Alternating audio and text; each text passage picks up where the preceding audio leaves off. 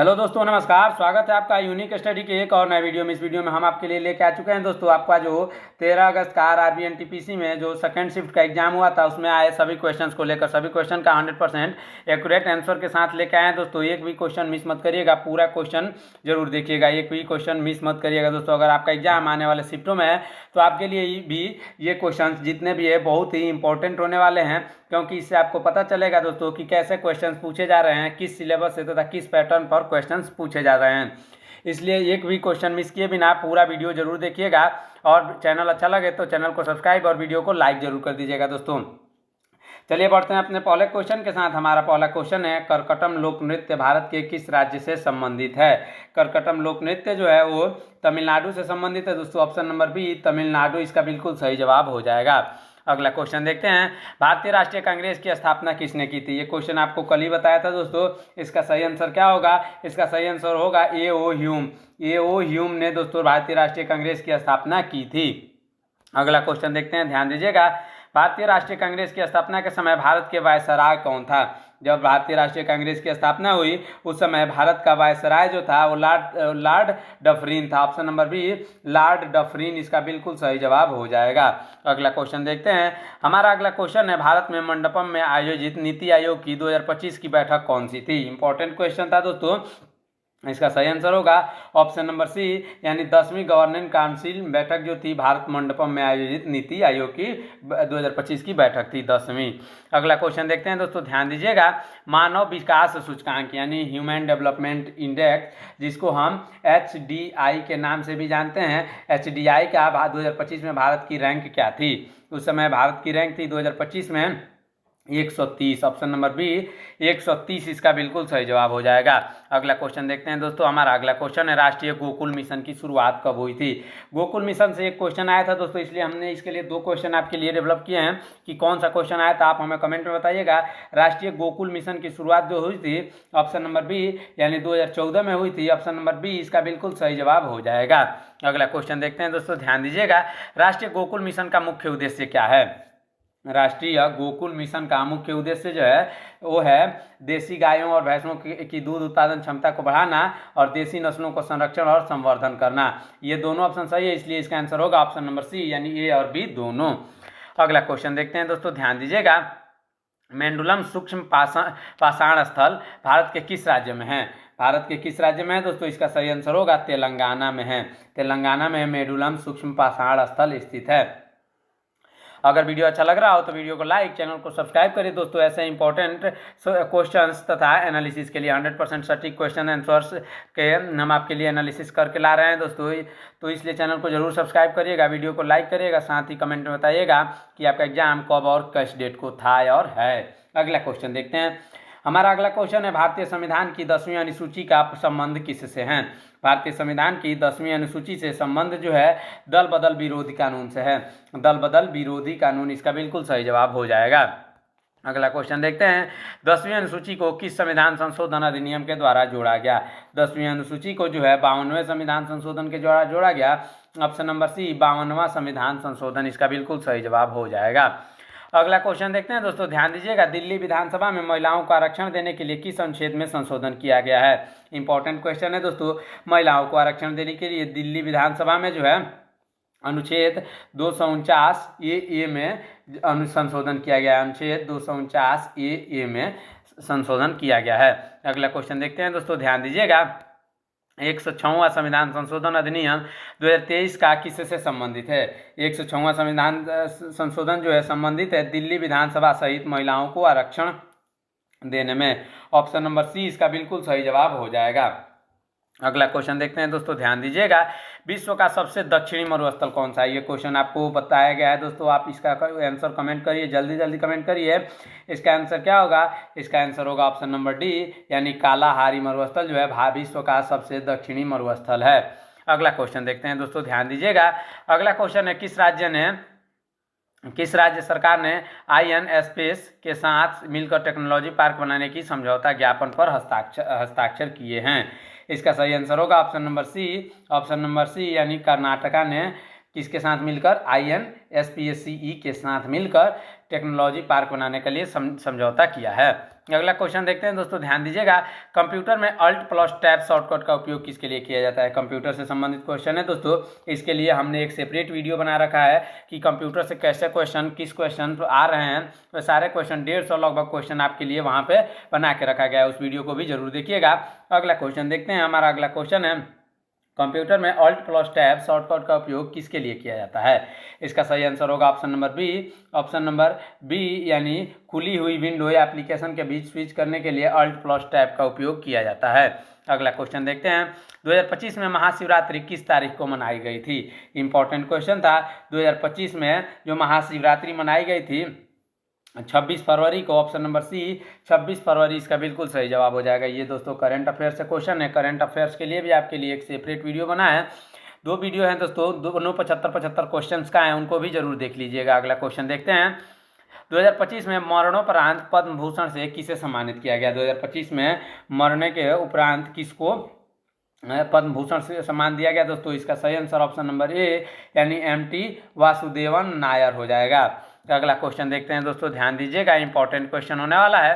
भारतीय संविधान के किस अनुच्छेद के तहत नागालैंड को विशेषताएं प्रावधान दिए गए हैं? इसका सही आंसर होगा ऑप्शन नंबर बी, यानी 371 ए के चलते के लिए के में मतलब भारतीय संविधान में अनुच्छेद के तहत नागालैंड को विशेष प्रावधान दिए गए हैं। किस अनुच्छेद के तहत? अनुच्छेद 371 ए। अगला क्वेश्चन देखते हैं दोस्तों, ध्यान दीजिएगा, इंपॉर्टेंट क्वेश्चन था दोस्तों। 86वां संविधान संशोधन अधिनियम किस वर्ष पारित किया गया? जो 86 नंबर संविधान संशोधन था वो किस वर्ष पारित किया गया दोस्तों? इसका सही आंसर होगा ऑप्शन नंबर बी, यानी 2002 में। ऑप्शन नंबर बी इसका बिल्कुल सही जवाब हो जाएगा। अभी तक आपने हमारे चैनल को सब्सक्राइब नहीं किया है दोस्तों, चैनल को सब्सक्राइब करिए ऐसे इंपॉर्टेंट क्वेश्चन के लिए। साथ ही साथ हर शिफ्ट का आपके लिए एनालिसिस वीडियो आ रहा है 100% सटीक उत्तर तथा क्वेश्चन के साथ, इसलिए चैनल को जरूर से जरूर सब्सक्राइब करिएगा। अगला क्वेश्चन देखते हैं दोस्तों, ध्यान दीजिएगा। 86वां संविधान संशोधन अधिनियम किससे संबंधित है? 86वां संविधान संशोधन अधिनियम जो है संबंधित है 6 से 14 वर्ष के बच्चों के लिए मुफ्त और अनिवार्य शिक्षा के लिए। अगला क्वेश्चन देखते हैं दोस्तों, ध्यान दीजिएगा। गरुण शक्ति सैन्य अभ्यास भारत के किस देश के बीच आयोजित किया जाता है? इसका सही आंसर ऑप्शन नंबर बी, यानी इंडोनेशिया हो जाएगा दोस्तों। इंडोनेशिया और भारत के बीच गरुण सैन्य शक्ति का आयोजित किया जाता है अभ्यास जो है। अगला क्वेश्चन देखते हैं। सिविल जज के लिए न्यूनतम कितने साल का कानूनी अभ्यास अनिवार्य है?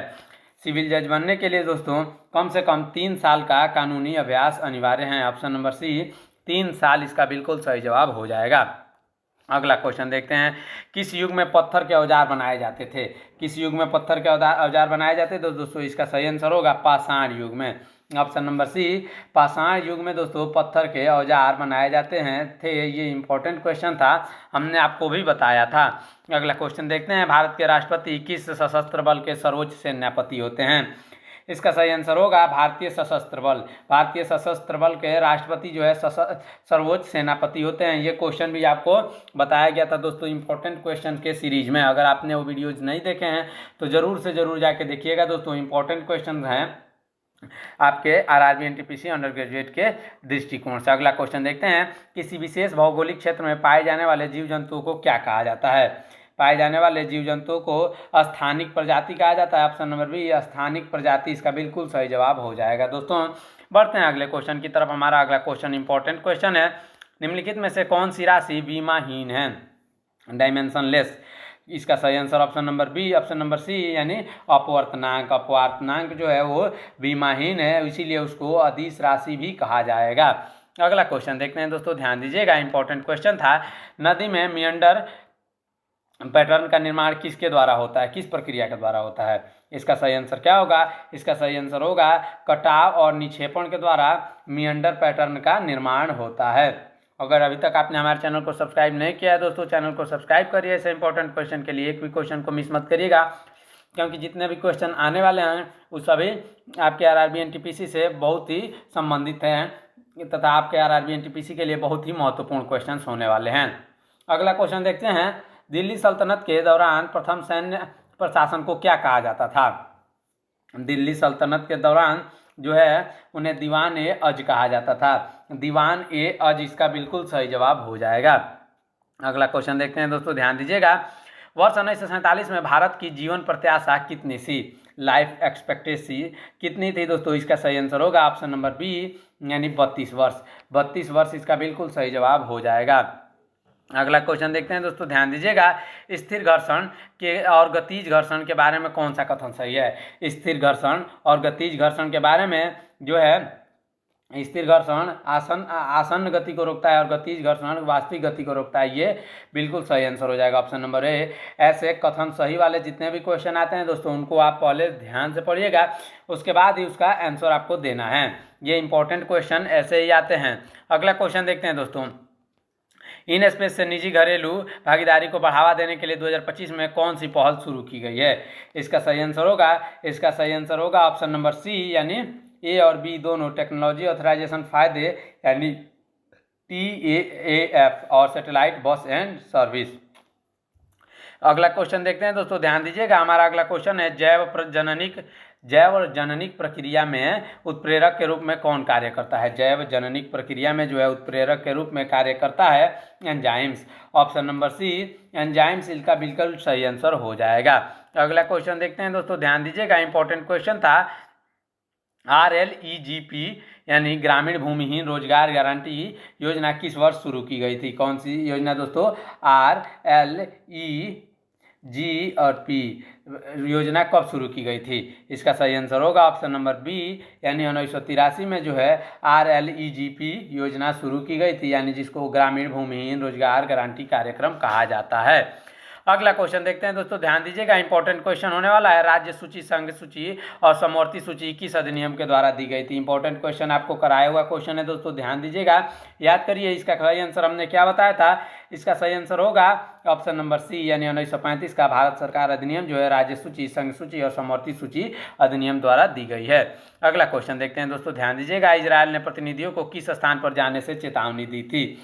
इजरायल ने प्रतिनिधियों को जो है गाजा पट्टी जाने से चेतावनी दी थी। ऑप्शन नंबर सी इसका बिल्कुल सही जवाब हो जाएगा।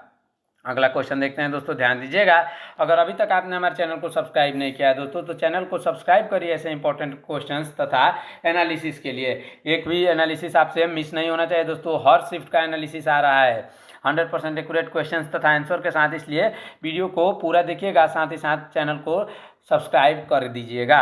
अगला क्वेश्चन देखते हैं, लक्ष्य सेन ने king cup international badminton open 2024 में किसे हराकर तीसरा स्थान प्राप्त किया था? इसका सही आंसर होगा ऑप्शन नंबर बी यानी ली चुनवेई को दोस्तों लक्ष्य सेन ने king cup international badminton open करके हराकर तीसरा स्थान प्राप्त किया था। अगला क्वेश्चन देखते हैं दोस्तों, ध्यान दीजिएगा। वंदे मातरम पत्रिका के माध्यम से सबसे पहले पूर्ण स्वराज की मांग किसने की? सबसे पहले पूर्ण स्वराज की मांग अरविंद घोष ने की थी दोस्तों। Option number D Arvind Ghosh इसका बिल्कुल सही जवाब हो जाएगा। अगला क्वेश्चन देखते हैं, ध्यान दीजिएगा। अर्थव्यवस्था के तृतीय क्षेत्र के अंतर्गत कौन आता है? अर्थव्यवस्था के तृतीय क्षेत्र के अंतर्गत जो आता है सेवा क्षेत्र आता है। ऑप्शन नंबर सी सेवा क्षेत्र इसका बिल्कुल सही जवाब हो जाएगा। इंपॉर्टेंट क्वेश्चन था दोस्तों ये सेवा क्षेत्र, इंपॉर्टेंट क्वेश्चन था, आपको कराया हुआ क्वेश्चन था दोस्तों। अगला क्वेश्चन देखते हैं, भारतीय राष्ट्रीय कांग्रेस के पहले अधिवेशन के अध्यक्ष कौन थे? पहले अधिवेशन के अध्यक्ष WC बनर्जी थे। Option number B WC Banerjee इसका बिल्कुल सही जवाब हो जाएगा। तथा भारतीय राष्ट्रीय कांग्रेस के संस्थापक जो थे वो A.O. ह्यूम थे। अगला क्वेश्चन देखते हैं, ध्यान दीजिएगा। 2025 में मानव विकास सूचकांक में पहले स्थान पर कौन सा देश था? 2025 में मानव विकास सूचकांक में पहले स्थान पर जो देश था वो था Switzerland. Option number A Switzerland इसका बिल्कुल सही जवाब हो जाएगा।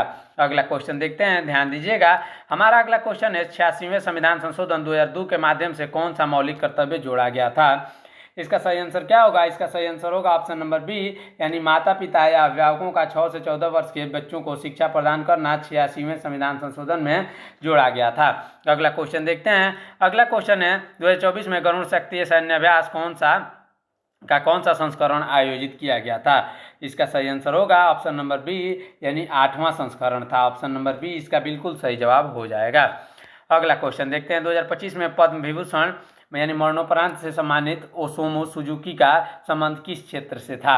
ओसामू सुजुकी का संबंध जो था वो था साहित्य और शिक्षा से। ऑप्शन नंबर ए साहित्य और शिक्षा इसका बिल्कुल सही जवाब हो जाएगा।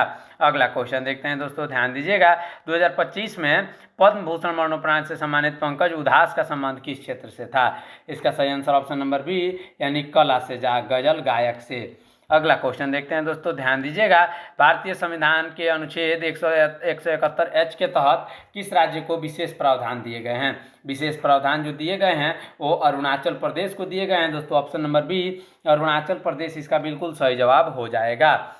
अगला क्वेश्चन देखते हैं, ध्यान दीजिएगा। हमारा अगला क्वेश्चन है, भारतीय संविधान के अनुच्छेद 371F के तहत किस राज्य को विशेष प्रावधान दिए गए हैं?